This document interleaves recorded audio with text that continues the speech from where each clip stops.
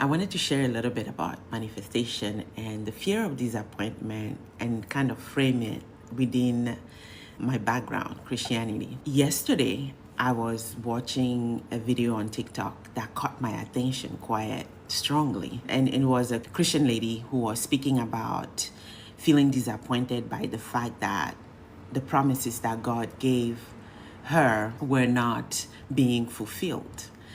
I was listening to her talk about the framework of the Bible and Christianity, and how when you're disappointed by God, how you can still wrestle with Him and show your anger and all of that. And it brought me back to my background. I have a background in Christianity, but I believe in manifestation, and I teach about a lot of the principles around manifestation and metaphysics. I was listening yesterday and I thought, oh my gosh, I so don't believe in this anymore. When I came to know about the law of assumption and manifestation, one of the biggest things that happened was the suffering that used to be there when I was only just a Christian and I didn't understand these principles. There was such a suffering and a hoping and a sort of trusting and praying and begging God that existed. And it was a total flip for me when I came to understand the law of assumption and manifestation. That suffering wasn't there anymore because I finally understood so many things I'm going to share with you here. Yesterday, when I was listening to the lady, she was framing it in a sense of, if you're going to be disappointed by God, just go ahead and share that anger. There is this misunderstanding we all have when we have a background in Christianity that the only authority is God outside of us. We don't understand that the main authority is God inside of us. I don't want to preach too many Christian things today, but I just want to share the whole perspective that when you understand the law of assumption and manifestation, you realize you don't have to wait for God to tell you that something is, for instance, His will for you. How do you know that something is God's will for you? You have the desire. And if the desire is a good one, you know it's serving you, it's going to serve other people, it's good for people, it's good for you. That's how you know already that's God's will for you. So with the Christian understanding, it's more like people are always agonizing, trying to figure out, is this God's will for me? Do I have hope or do I not have hope that it's going to happen for me? Anyways, that's often where people are at. And the fear of disappointment is not just in Christianity. I just happen to have the background in Christianity, so I frame it there. But I know my clients who are not Christians also often have a fear that they will be disappointed, so they don't want to put their hopes up. And it's easy to just put your hope down, and then if it works, you're excited, and if it doesn't work, you're not. The fear of disappointment, it's something that holds people into going all in when it comes to believing and trusting that something is for them and applying the principles to manifest and create an experience people have been wanting. A few weeks ago, I had this interesting experience. I was trying to manifest something for one of my siblings, and there was a timeline attached to it. It had to happen within a week. And I hadn't tried to manifest within a timeline, pressed by time like that in a long time. So as I was doing it, I teach a technique called observation techniques. I was doing a lot of observation, and I noticed so many things, and I realized, oh my goodness, this is why trying to manifest within a time frame that feels like it brings up desperation, worries. It makes things so convoluted and messed up. It's hard to stay focused, even for me. Anyways, long story short, we didn't manifest the thing within that time frame. And for a couple of hours, as I was reflecting back, I could feel that feeling of disappointment that it didn't happen. And I was like, oh my gosh, it's been a while. I've felt this thing. And it reminded me this is one of the things that people are usually afraid of. That's why they don't fully engage. Even though when I was doing the practices for that week, I was fully in. It wasn't perfect, but I was giving it my all I knew. But there was still a little bit of that timing thing in the back of my mind that was making the energy a little bit weird. And it wasn't just my energy, because I was manifesting for someone else. There was a whole lot there happening too. Anyways, I don't want to go into that. After the thing didn't happen, and I was like, oh my gosh, that feeling, that pain of disappointment, and questioning and wondering, and forgetting that I manifested so many crazy things already, big things that people were in the past saying it was impossible. I even forgot that for that little moment of, oh my gosh, I feel this pain of disappointment. And he reminded me that's what people anticipate so much when they're doing their manifestation practice, that every other day they feel like it's better to quit and give up and not trust that you're going to get what you want. And it gets even worse when obstacles start happening. And it's almost like, why are you still believing? Why are you still trusting? You got to quit. It amplifies even when that happens. One of the biggest things I wanted to share today is how if you don't learn to reframe that fear of disappointment, it's going to be a rough journey to try to intentionally manifest something. And one of the things that happens to people is that they will run back into, maybe they've been trying to do manifestation things for a long time and it's not working, and the fear of disappointment is growing. They often run back to Christianity, right? Oh my gosh, it's better to just go and hope and trust in the Lord. And if it doesn't happen, it's not His will. I think it's a cop-out. I think Christianity has taught people a lot of cop-out by saying, if a desire arises within you that is God-given desire, that is good for you, good for people, and you trust and it doesn't happen, that means you quit. Oftentimes, for me, what I learned over time with learning about manifestation is that it's not a matter of quitting. It's a matter of recalibrating. It's a matter of taking ownership, taking your power back, first of all. Taking ownership, taking your power back from whatever you think has more power over there and is the reason why you're not getting the things you want. And recognizing that you probably were having inaccurate thinking on the way to trying to manifest what you want. When the thing I was trying to manifest within a week didn't happen for my sibling, I didn't go and look back and go, all these things had so much power over me or over us and we couldn't manifest that. No, it was more looking, where were all my inaccurate thinking? Because usually there is a lot of inaccurate thinking, a lot of misaligned energy, a lot of things that are happening way above the fact that God doesn't want you to have what you want or something weird like that. It's not true. And when I say we take ownership back, it's not a blame, because I think that's another thing that people go into. When I say take ownership, take your power back, you don't blame yourself and saying, oh my gosh, you're the worst ever, you couldn't manifest something, why couldn't you? No, it's not a blame game. It's an empowering game where you go, oh, these are all the things I did wrong. Great, now I know. Now what's the truth? How do I align? How do I recalibrate? How do I bring in the right thinking? And that's a muscle I did not have prior to knowing about the law of assumption in the metaphysicals. In Christianity, all you could do is blame it on the fact that it's not God's timing, blaming on the fact that it's not God's will, blaming on the fact that something out there is more powerful than you. That's all I was taught. Or put it on the fact that maybe you needed to pray longer and more. And an example for non-Christians, what you could do is maybe you didn't know the right person, or maybe you need to work hard. That's another one non-Christians can fall into easily. You need to work hard. And it's not that all of those things are wrong per se. It's just the order of things of it. Oftentimes it's more, okay, how was I thinking wrongly? How can I think rightly? How can I align my emotions? How can I get back and take my power back and manifest the thing I want? And that's so much more empowering to me than what I used to believe in Christianity.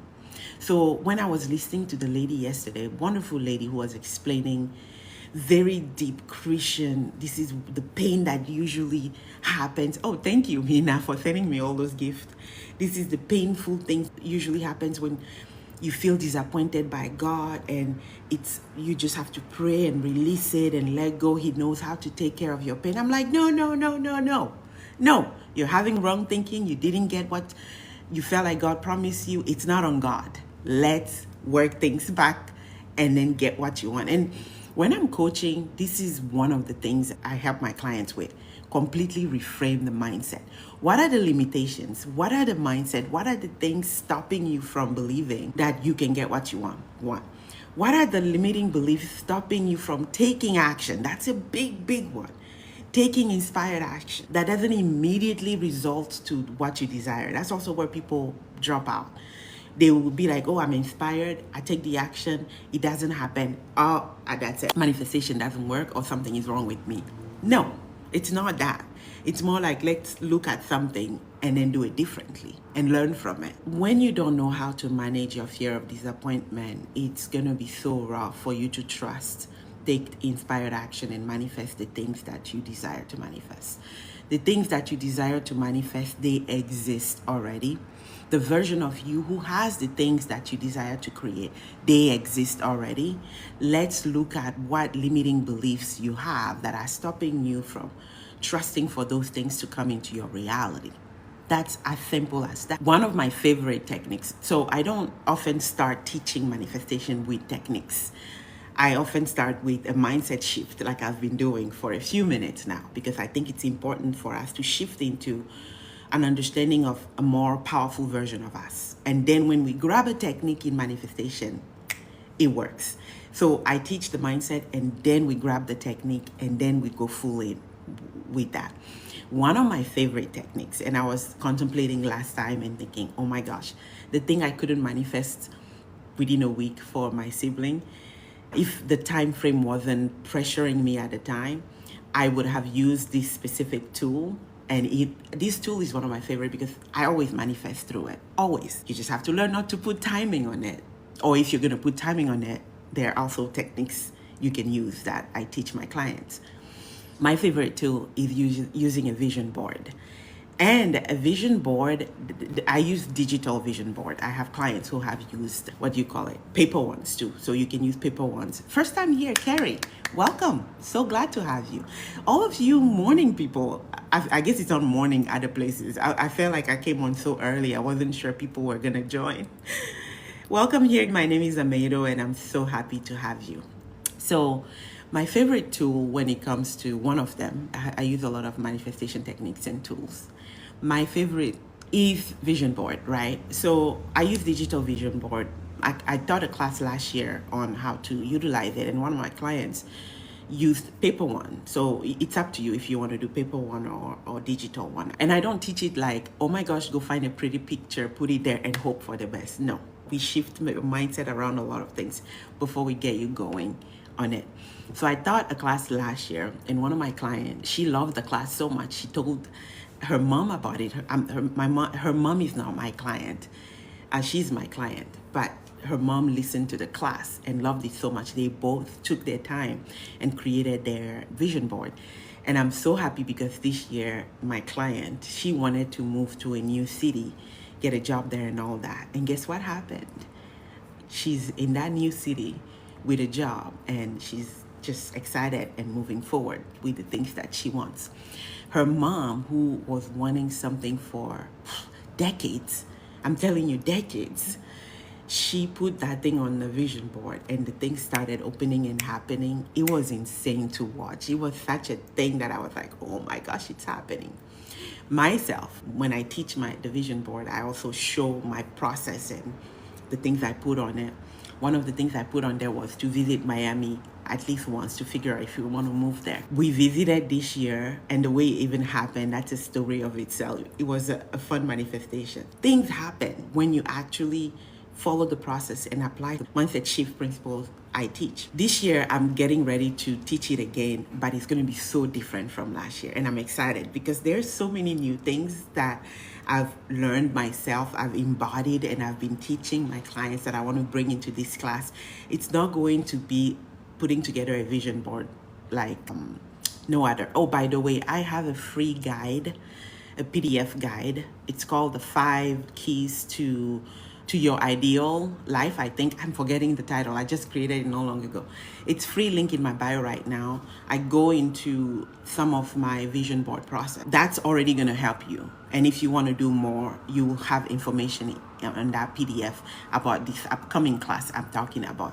I'm going to go even deeper into some of the principles. I'm going to literally give you the opportunity to walk with you in creating yours and all of that. I'm excited because I do believe it's a fun tool. The reason why I love vision boards, for instance, is also it's playful. I bring a lot of playful energy to it. And playful energy is one of the most powerful ways to really attract and create the things that you want. I'm linking this to what I was sharing earlier. When you have a fear of disappointment, sometimes it's also because you haven't played in the energy of that childlikeness, that playfulness. You have that fear of that adult fear of something might not work because a lot of things hasn't worked for you. But for me, putting together a vision board is that playful releasing of that fear of disappointment. It's very easy to not look at that when you are in the energy of putting together a vision board. Something I want to tell you, I start talking about vision boards way earlier before the new year because I've learned to use my vision board throughout the years. And when I start creating a new vision board, in my mind, I'm not thinking this is going to happen in 2025. I'm usually calibrating, positioning myself to start receiving what I want now.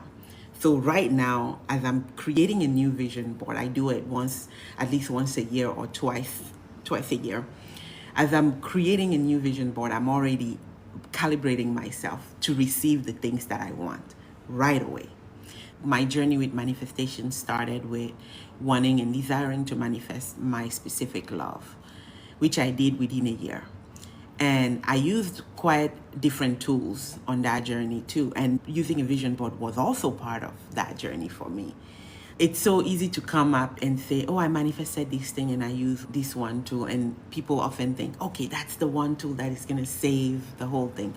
It's usually a mixture of tools that I use, that I teach. And I happen to love this one and I'm getting ready to tell you more about it. I teach very, very practical things when it comes to mindset and manifestation. I'm very practical in the sense of we do need practical things. We cannot be in the ethereal forever. But I also am so big on also bringing in the magic and the ethereal. I think there is something there as well. And the combination of both is what I teach. How do you stay in the magical very intentionally and powerfully, and how do you take inspired action practical? Do you do both often, and then you manifest the things you want? I think we have a lot of times in the manifestation world, we have people who are always dreaming but not always taking action because there is no self-trust evidence that has been built enough there. There is not confidence. That's another one. Confidence that has been built enough there. And other things that I work with my clients with. And then you have on the people who have not necessarily been in the manifestation spiritual world, who are often thinking they need to take action all the time. And they only trust the action and they don't know how to bring in the spiritual and the miraculous. So I'm able to bridge that gap quite often for my clients, no matter where they're coming from. All right. Bye.